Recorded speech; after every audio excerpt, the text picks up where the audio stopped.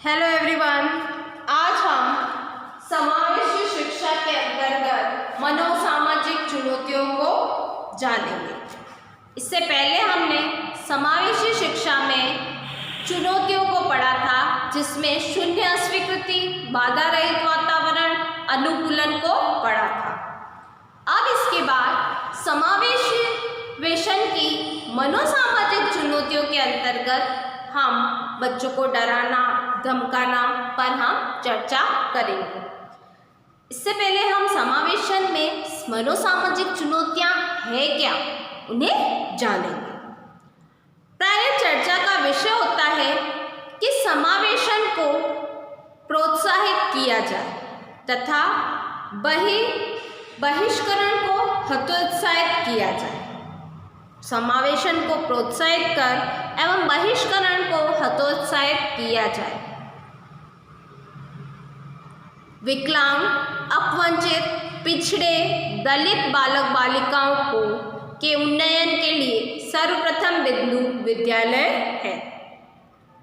विद्यालय में जब इस प्रकार बालक बालिकाएं शिक्षा ग्रहण नहीं करेंगे, तब तक उनका समग्र विकास नहीं होगा।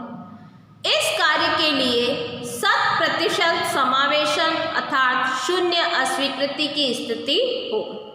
दूसरे शब्दों में, प्रत्येक विद्यालय द्वारा विकलांग, गरीब, अपवंचित एवं पिछड़े छात्रों को सहर्ष स्वीकार किया जाए। बालक बालिकाओं तथा अभिभावकों में यह विश्वास उत्पन्न किया जाए कि प्रत्येक विद्यालय में प्रवेश पाना एवं शिक्षा प्राप्त करना उनका प्रमुख अधिकार है। इस अधिकार से उनको कोई वंचित नहीं कर सकता। मनोसामाजिक मुद्दों के रूप में समावेशन की प्रक्रिया में अनेक प्रकार की कठिनाइयाँ एवं चुनौतियाँ हैं, जिसके अंतर्गत बच्चों को डराना या धमकाना, साथी समूह भेद या रैगिंग आदि आते हैं। इसमें हम पॉइंट वाइज चर्चा करेंगे। इस वीडियो के अंतर्गत आपको मनोसामाजिक चुनौतियों के अंतर्गत आपको आज बच्चों को डराना या धमकाना पर चर्चा करेंगे। बच्चों को डराना या धमकाना, प्राय ये देखा गया है कि विद्यालय में छात्रों को डराया धमकाया जाता है। इस कार्य को समाज में भी किया जाता है। बालकों को किसी भी रूप में डराया जाना उनके लिए हानिकारक सिद्ध होता है। एक शिक्षक बालक से कहता है कि कल गृह कार्य करके नहीं लाए तो तुम्हारी पिटाई डंडे से की जाएगी। वह डंडा छात्र को दिखाता है। यदि किसी कारणवश छात्र गृह कार्य नहीं कर पाता तो गृह कार्य न कर पाने से डर से उसकी पिटाई होगी। इस धमकी के कारण वह विद्यालय ही नहीं आएगा। इससे उसकी विद्यालय में अरुचि होगी। वह विद्यालय में अविश्वसनीय एवं अनुपयोगी रूप में दिखेगा। इस प्रकार विद्यालय में होने वाली घटनाओं में यदि किसी भी प्रकार की धमकी या डराने की प्रक्रिया बालक के साथ की जाती है तो वह विद्यालय से बाहर होने का प्रयास करेगा। इससे समावेशन समाप्त हो जाएगा तथा बहिष्करण बढ़ जाएगा। प्राय डराने एवं धमकाने की प्रक्रिया को शिक्षक द्वारा छात्रों को डराना, शिक्षक द्वारा छात्रों को प्राथमिक एवं उच्च प्राथमिक स्तर पर डराया जाता है। इस प्रकार की प्रक्रिया बालक में उस शिक्षक एवं विद्यालय दोनों के प्रति अविश्वास उत्पन्न करती है। बालक को शिक्षक द्वारा डराने की प्रक्रिया को निम्नलिखित रूप से समझा जा सकता है। शिक्षक द्वारा छात्रों से कहा जाता है कि मैं अन्य शिक्षकों की भांति नहीं हूँ। यदि मेरी कक्षा में अनुशासनहीनता की तो मैं तुम्हें डंडे मारूंगा। इससे उस शिक्षक एवं उसकी गतिविधियों में बालक को अविश्वास उत्पन्न होगा। इस शिक्षक की कक्षा में छात्र अध्ययन करना नहीं चाहेंगे। कक्षा में ऐसे छात्र किसी कारण से गंदे कपड़े पहनकर आते हैं।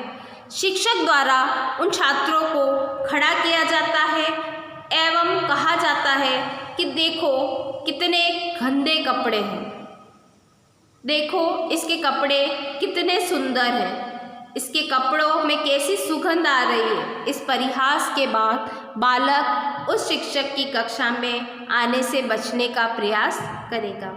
ये स्थितियाँ बताई गई है कि बालक को कैसे डराया जाता है, लेकिन हमें स्थितियों पर ध्यान न देकर उनके निवारण पर ध्यान देना है कि हम एक शिक्षक हैं, हमें ऐसी गलतियाँ नहीं करनी। एक शिक्षक को व्यवस्थित जीवन व्यतीत करना चाहिए।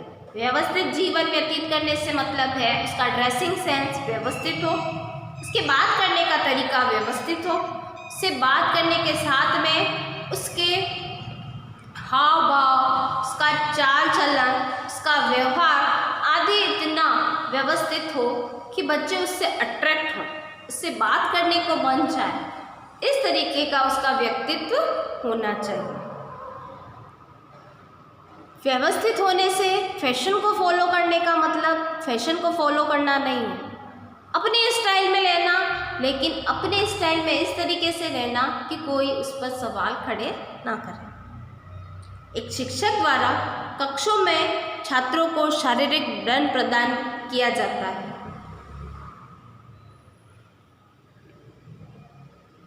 उसको सदैव क्रोधपूर्ण व्यवहार किया जाता है, उनकी बातों पर ध्यान नहीं दिया जाता तो अनावश्यक रूप से फटकार लगाई जाती है, तो भी छात्रों में उस शिक्षक के प्रति अविश्वास उत्पन्न होगा।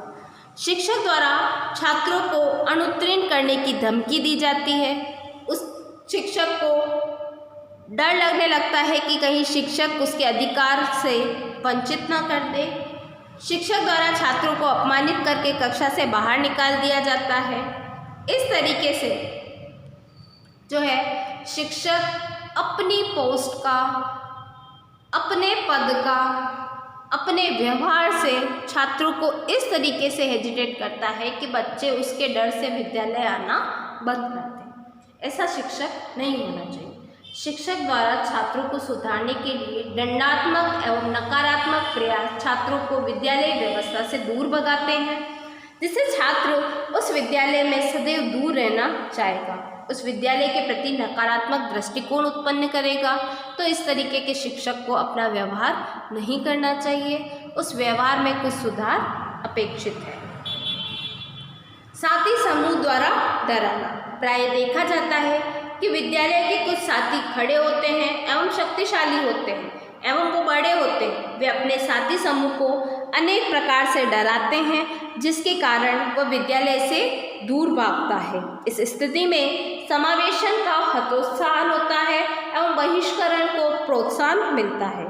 साथी समूह द्वारा कक्षा में कुछ बड़े छात्र छोटे छात्रों को छेड़छाड़ करते हैं, उन्हें भला बुरा कहा जाता है, उनको दोषी न होने पर भी शिक्षक से झूठी शिकायत दर्ज कराई जाती है तथा बालक का विद्यालय व्यवस्था से मोह भंग हो जाता है।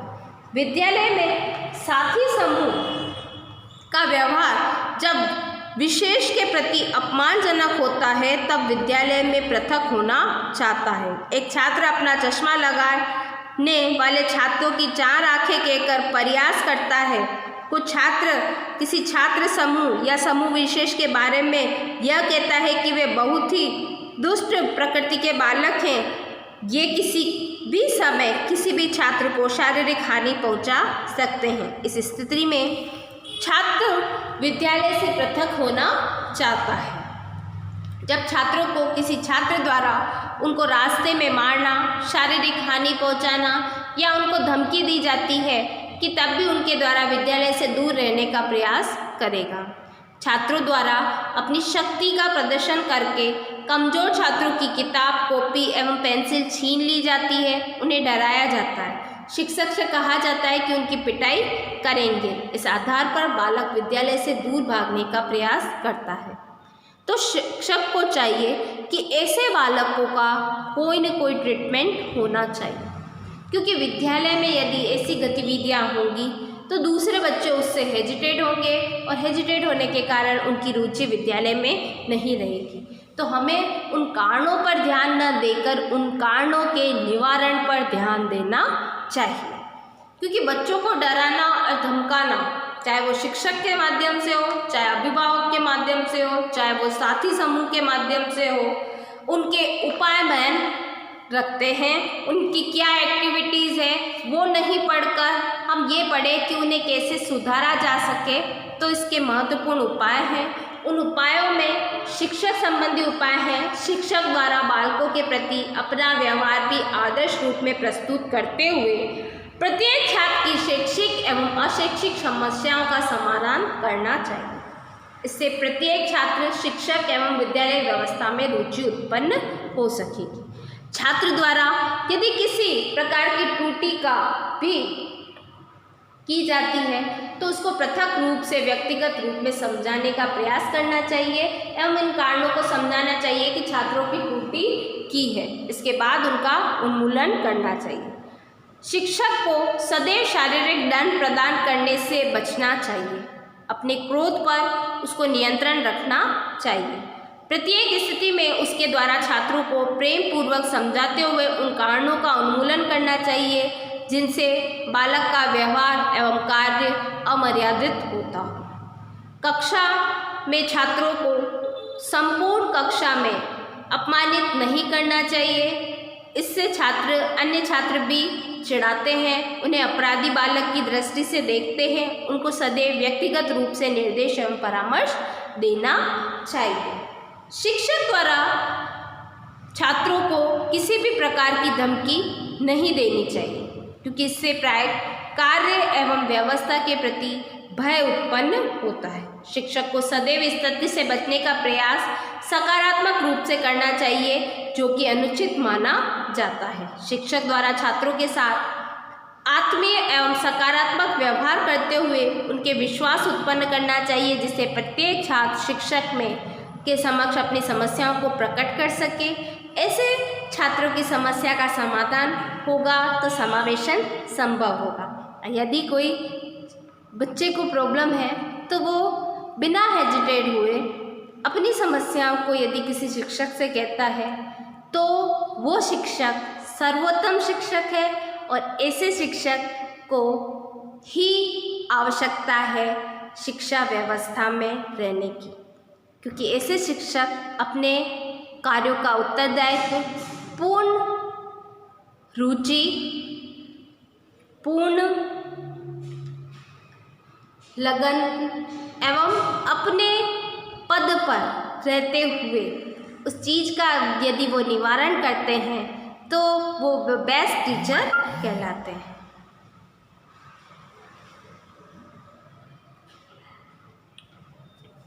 साथी समूह संबंधी उपाय। साथी समूह द्वारा छात्रों को डराया धमका जाता है। इसके लिए साथी समूह एवं सभी छात्रों को उचित दिशा निर्देश प्रदान करने चाहिए कि सभी छात्रों की शक्ति का वास्तविक प्रयोग न के बारे में समझाना चाहिए कि शक्ति का प्रयोग विकास के लिए किया जाता है, न कि विनाश के लिए। उनको अपनी शक्ति का प्रयोग अपने साथी समूह के विकास के लिए करना चाहिए। इसको वे अपनी छोटे साथियों को डराने के लिए नहीं करें। छात्रों के नेतृत्व की क्षमता का विकास किया जाए, जिससे मॉनिटर बनने का अवसर मिले तो वे सभी साथी छात्रों को संतुष्ट करने का प्रयास करेंगे, न कि उन्हें डराने धमकाने। छात्रों को बताया जाए कि वो अपनी कक्षा में छोटे भाई बहन बड़े भाई बहन को समझना चाहिए, एक दूसरे के प्रति प्रेम भाव रखना चाहिए। इसमें डराना धमकाना नहीं चाहिए, किसी का परिहास नहीं करना चाहिए, छात्रों के साथ भेदभाव नहीं करना चाहिए, प्रजातांत्रिक गुणों का विकास होना चाहिए, वे भी समानता स्वतंत्रता का अधिकार एवं कर्तव्यों के बारे में ज्ञान प्राप्त कराना चाहिए। उनको इस तरीके का सर्वोत्तम एवं आदर्श व्यक्ति को प्रदर्शित करना चाहिए। अपने व्यवहार में संवेगात्मक अस्थिरता विकसित हो तो इन छात्रों को छात्र समूह को प्रताड़ित करना चाहिए। कुल मिलाकर जो साथी समूह या कॉलेज में या विद्यालय में ऐसे समूह यदि विद्यालय में कोई छात्र अवांछनीय व्यवहार कर रहा है, छोटे बच्चों को डरा रहा है, तो उस बच्चे पर शिक्षक को स्पेशल अपनी नज़र रखनी चाहिए, उसकी हर एक्टिविटीज़ को देखते रहना चाहिए, उसकी रिपोर्ट जो है समय समय पर उसके अभिभावकों को, उसके प्रधानाध्यापकों को, उनके साथी समूहों को भी बोलना चाहिए। यदि कोई ऐसा कार्य हो रहा है तो वो आकर अवगत कराएं, उनका नाम किसी को नहीं बताया जाएगा एवं उनकी अवांछनीय व्यवहार पर प्रतिबंधित करना है, उनकी प्रोग्रेस को प्रतिबंधित नहीं करना है। और अगर ऐसी स्थितियाँ ज़्यादा ही उत्पन्न होती है तो प्रधानाध्यापक को कोई न कोई ऐसा एक्शन लेना चाहिए जिससे अन्य बच्चे बाधित न हो। अभिभावक संबंधी उपाय। अभिभावक को बाल मनोविज्ञान संबंधी जानकारी पत्र पत्रिकाओं के माध्यम से प्राप्त करानी चाहिए। उनके अनुरूप बालकों को किसी प्रकार से डराने का प्रयास नहीं करना चाहिए, वरन उनकी मनोदशाओं के अनुरूप कराना चाहिए। अभिभावकों को सदैव सकारात्मक उपाय का प्रयास करना चाहिए। जैसे एक बालक गणित एवं विज्ञान में कम अंक लाने लगता है तो उनको बताना चाहिए कि वे उपयोगी विषय हैं, इससे इन पर ध्यान अधिक देना चाहिए। अभिभावक को विषय एवं पाठ्य सहगामी क्रियाओं के चुनाव में छात्रों को पूर्ण स्वतंत्रता प्रदान करनी चाहिए। जो विषय एवं गतिविधि उनकी रुचि में नहीं होंगे उनका प्रदर्शन अच्छा होगा, इस प्रकार उन्हें डराने की आवश्यकता नहीं होगी। अभिभावक को बालकों में अंधविश्वास संबंधी बातें नहीं करनी चाहिए जिससे बालक डर जाता है। भूत प्रेत संबंधी वार्तालाप, नरक स्वर्ग संबंधी वार्तालाप आदि अंधविश्वास एवं भयभीत करने वाली बातें होती हैं, तो ऐसी बातें उनके सामने नहीं करनी चाहिए। अभिभावकों को छात्रों को किसी भी प्रकार से शारीरिक दंड प्रदान नहीं करना चाहिए। शारीरिक दंड एक और छात्रों को शरीर को हानि पहुंचाता है, वहीं दूसरी ओर छात्रों को विद्रोह की भावना उत्पन्न करता है। अतः साथी समूह, शिक्षक, अभिभावक तीनों की संयुक्त रूप से प्रदान करके किसी भी प्रकार से डराने धमकाने की प्रक्रिया विद्यालय समाज में, परिवार में संपन्न नहीं होनी चाहिए। प्रत्येक छात्र में विद्यालय समाज एवं परिवार के प्रति विश्वास उत्पन्न होना चाहिए। इससे समापन में विद्यालय समावेशन की प्रक्रिया प्रोत्साहित होगी तथा बहिष्करण की प्रक्रिया हतोत्साहित होगी। क्योंकि कुछ अभिभावक जो होते हैं वो इस तरीके से पिछड़े होते हैं क्योंकि वे बालक को विद्यालय भेजने के लिए, गलत कार्य करने से दूर करने के लिए उनके साथ नकारात्मक एवं दंड देते हुए व्यवहार करते हैं। इसके लिए बालक पर विपरीत प्रभाव पड़ता है। बालक के अभिभावक के प्रति अविश्वास उत्पन्न होता है। वह बालक अभिभावक की सकारात्मक सलाह को नकारात्मक मानता है। अभिभावकों द्वारा छात्रों को कहा जाता है कि गणित विषय कठिन विषय है, इससे अधिक परिश्रम करो अन्यथा फेल हो जाओगे, तो बालक और ज़्यादा डर जाएगा। अभिभावक द्वारा छात्रों से कहा जाता है कि तुम्हें 80% तो मार्क्स लाने हैं, 90% तो लाने हैं। बच्चों से कुछ आशाएं रखना कि तुम फर्स्ट ही आओगे या फिर तुम्हें 90 अबव मार्क्स ही लाने हैं, तो उन्हें डिप्रेस कर सकता है। तो ऐसी स्थितियाँ अभिभावकों को चाहिए कि वो छात्रों से ऐसी स्थितियाँ उनके सामने प्रदर्शित न करें जिससे उनका मनोबल गिरता हो। अभिभावक को चाहिए कि वो उन्हें मोटिवेशन दे, उन्हें मोटिवेट करे कि तुम कर सकते हो, ऐसी आशाएं उन्हें बनाए, ऐसे आदर्श उनके सामने प्रस्तुत करें, ना कि उन्हें अन्य तरीके से दंड देकर या कम नंबर यदि किसी छात्र के आते हैं तो अभिभावकों को उन कारणों को जानना चाहिए कि इसके किन कारणों से नंबर कम आ रहे हैं। उन्हें ट्यूशन की फैसिलिटी अगर चाहिए तो वो दिलानी चाहिए। उन्हें कोई सोर्स अगर उनके माध्यम से वो सीख सकते हैं तो उन्हें वो क्लासेस ज्वाइन करानी चाहिए, जैसे अबेकस क्लासें हैं, ये है। उन्हें अगर वो बच्चा ज़्यादा प्रतिभाशाली है तो उसकी एनर्जी को कहीं ना कहीं इन्वॉल्व करना चाहिए, न कि उससे बाधा पहुंचाने वाला होना चाहिए।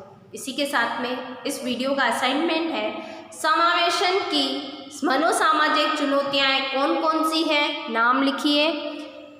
समावेशन की मनोसामाजिक चुनौतियों के अंतर्गत बच्चों को डराना या धमकाने का विस्तृत वर्णन कीजिए। Thank you.